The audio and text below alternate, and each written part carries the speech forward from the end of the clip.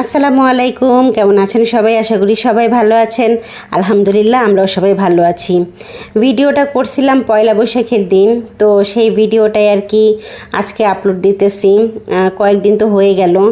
যাই হোক, একটা ইলিশ মাছ বের করে নিছি। ইলিশ মাছটা আমি এখন কাটবো। তবে পয়লা বৈশাখ উপলক্ষে আমি সেরকম কোনো আয়োজন করতেছি না।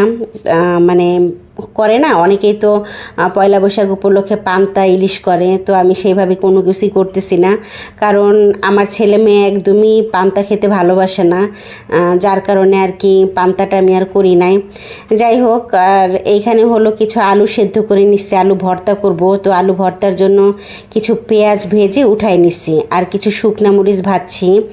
আর এখানে অল্প একটু মিষ্টি কুমড়া ছিল, মিষ্টি কুমড়াটা আমি চাকচাক করে কেটে ভাজি করে নিচ্ছি। আর ইলিশ মাছটা হলো আমি এখন ভাজি করব, তাই জন্য আর কি নুন হলুদ মাখায় রাখবো। তো আর এইদিকে হলো মানে চুলার মধ্যে আমি শুটকির চচ্চড়ি বসাইছি। কুয়াকাটা থেকে যে কাচকি শুটকি নিয়ে আসছিলাম, সেই কাচকি শুটকি দিয়ে আলু বেগুন বরবটি দিয়ে একটা চচ্চড়ি টাইপ করব আর কি। তো শুটকি ছাড়া ভাত খেতে পারবো না, তাই জন্য আর কি আমার জন্য আর কি শুটকি তরকারিটা রান্না করতেছি। তো এদিকে হলো আলু ভর্তাটা আমি করে ফেলছি অফ ক্যামেরায়। শুকনা মরিচ ভাজা পেঁয়াজ দিয়ে বেশি করে ঝাল ঝাল করে লাল লাল করে আলুটা ভর্তা করে ফেলছি। আর এদিকে অলরেডি আমি মাছটা ফ্রাই হতে বসাই দিছি, মানে ইলিশ মাছটা একটু ফ্রাই হোক, যেহেতু মানুষ আমরা 4 জন, তো 4 পিস ইলিশ মাছ আমি এখানে ফ্রাই হতে বসাই দিছি। তো আমার রান্নাবান্না মোটামুটি কমপ্লিট হয়ে গেছে। এইখানে ভাত রান্না করে ফেলছি, তারপরে মুসুরির ডাল রান্না করছি জলপাই দিয়ে। কাঁচা আম থাকলে ভালো হতো, তো হাতের কাছে ছিল না, তো ঘরে যা যা ছিল মোটামুটি টুকটাক আমি তাই রান্না করছি আজকে। আর এইখানে হলো মিষ্টি কুমড়া ভাজি করছি, ইলিশ মাছ ফ্রাই করছি, শুটকির একটা চচ্চড়ি করছি, আলু ভর্তা করছি।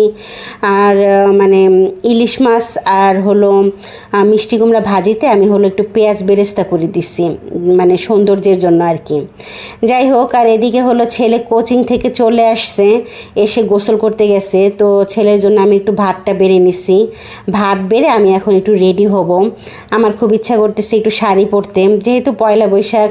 পয়লা বৈশাখ তো সেভাবে উদযাপন করতেছি না, তারপরেও একটু ইচ্ছা করলো মানে পয়লা বৈশাখ উপলক্ষে, মানে পয়লা বৈশাখের দিন একটু শাড়ি পরি। আর এই শাড়িটা আমি বেশ অনেক দিন আগে কিনছিলাম, ঈদের আগে কিনছিলাম আর কি, পয়লা বৈশাখ উপলক্ষেই কিনছিলাম, যেটা সত্যি কথা।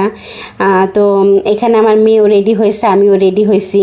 তো ভাবলাম আমরা মা মেয়ে একটু ছাদে গিয়ে ছবি তুলি। তো যখন ছাদে গেছিলাম মানে ভাবতে পারি নাই বলতে বুঝতে পারি নাই এতটা রোদের তাপ, মানে ছাদের মধ্যে।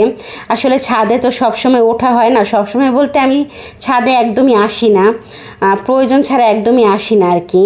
তো তাই জন্য আর কি বুঝতে পারি নাই ছাদে এত পরিমাণ রোদ। তো যখন আমরা ছাদে আসছিলাম তখন মোটামুটি কয়টা বাজে, 3টা 3:30 এরকম বাজে হয়তো বা।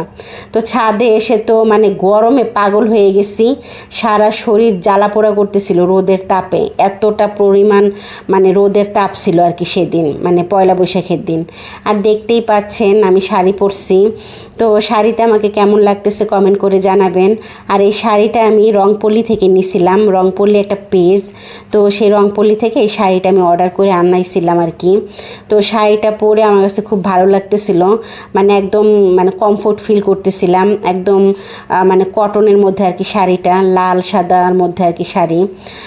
তো শাড়ি তো আমি সেইভাবে পরতে পারি না, আমার পরার অভ্যাস নেই আর কি, মানে শাড়ি পরতেও পারি না, ক্যারি করতেও পারি না বেশিক্ষণ। তো যাই হোক, আমরা মামে আর কি ছাদে আসছি মূলত একটু ছবি তোলার জন্য। তো ছেলেকে বলতেছিলাম একটু ছবি তুলে দাও, তো ছবি তোলার সময় ছেলে বারবার হাসির কথা বলতেছিল, আর আমরা হাসতে হাসতে পাগল হয়ে গেছিলাম।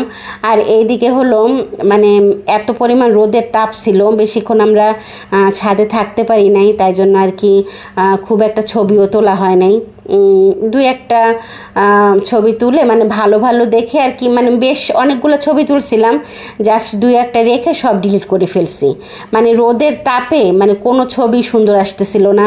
তারপরে রোদের তাপে আমরা মানে তাকাইতেও পারতেছিলাম না, এতটা রোদের তাপ ছিল, এতটা মানে রোদ ছিল আর কি ছাদে। তো আসার সময় একটু পানিও নিয়ে আসছিলাম, পানিটাও গরম হয়ে গেছে, খাবো কি, মানে তৃষ্ণায় ধরে গেছে আর কি, এতটা পরিমাণ আর কি রোদের তাপ, তাই জন্য আর কি মানে গলা একদম শুকায় গেছিলো। তো যাই হোক, আর কি আমরা এখন বাসায় চলে যাব। তো এই হলো আমাদের মা মেয়ের আর কি পয়লা বৈশাখ উদযাপন। মেয়েকেও কিন্তু একটা সাদা টপস পরাই দিছি, একটা সাদা লাল রঙের প্যান্ট পরাই দিছি। তো মেয়েও লাল সাদা পরে ফেলছে। তো আমাদের মা মেয়ের এই মানে ছোটোখাটো একদম সাধারণ পয়লা বৈশাখ উদযাপন করছি আর কি আমরা এইভাবেই। তো আমাদের পয়লা বৈশাখ উদযাপনটা আপনাদের কাছে কেমন লাগলো অবশ্যই কমেন্ট করে জানাবেন। তো আজকে ভিডিওটা এই পর্যন্তই। আল্লাহ হাফেজ।